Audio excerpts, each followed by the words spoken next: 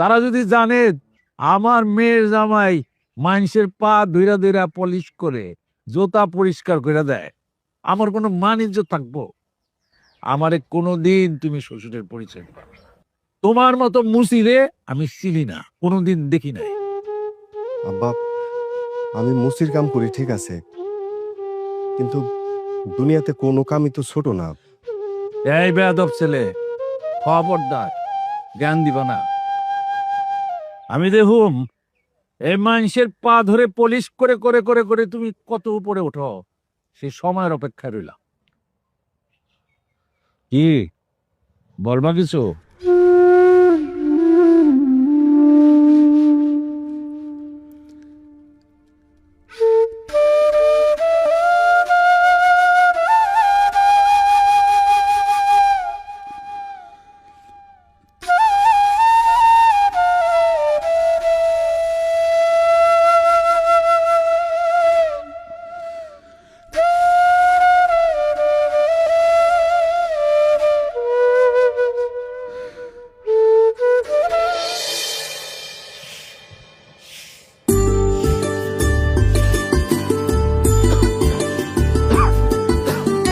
তুমি এমনি রেডি হয়ে কই যেতেছো? আরে কামে যেতেছি। তুমি কি পাগল হয়ে গেছো? তুমি না অসুস্থ, এই অসুস্থ শরীর নিয়ে তুমি কাজে যাইবা?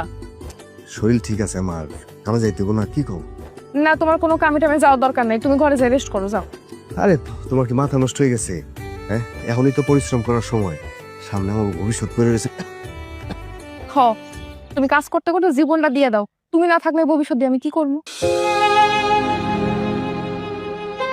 যদি বেশি খারাপ লাগে তাহলে আয় পড়ুন নে, আমি যাই। না, আমি কইছিলাম তুমি কোথাও যাইবা না, যাইবা না মানে যাইবা না। আরে পাগল, কামে না গেলে খাইবে কি? হ্যাঁ, এই কয়দিন ধরে এই যে শাক পাতা দিয়ে ভাত খাইতেছো, তুমি যেই ঘরের মাইয়া, তোমারে আমি যদি ডেইলি ডেইলি শাক পাতা দিয়ে ভাত খাওয়াই, তাহলে কি আমার ইজ্জত থাকে? হ্যাঁ, আমি কি তোমার কোনোদিন কইছি যে আমার শাকসবজি খেতে কষ্ট হয়, আমার মাছ মাংস আইনা খাওয়াও? বরং আমি শাকসবজি খাইয়েই ভালো আছি। শাকসবজিতে অনেক অনেক ভিটামিন থাকে। তুমি আর এত কথা না কয়ে ঘরে যাও, আমি কাজকর্ম সারতাছি, যাও। সমস্যা নেই, আজকে যাই। আজকে চিন্তা করছি কি, কিছু টাকা হাতে আসলে তোমার জন্য আজকে একটা মাছ নিয়ে আসো, আজকে মাছ রান্না করবা।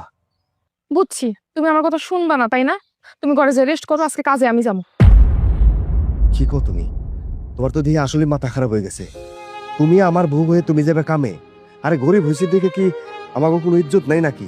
তোমার কামে যাওয়া লাগবো না, আমি পারো, আমার যেতে দাও। তুমি কোথাও যাইবা না, আরে তোমার আমার কসম দিতেছি। একদম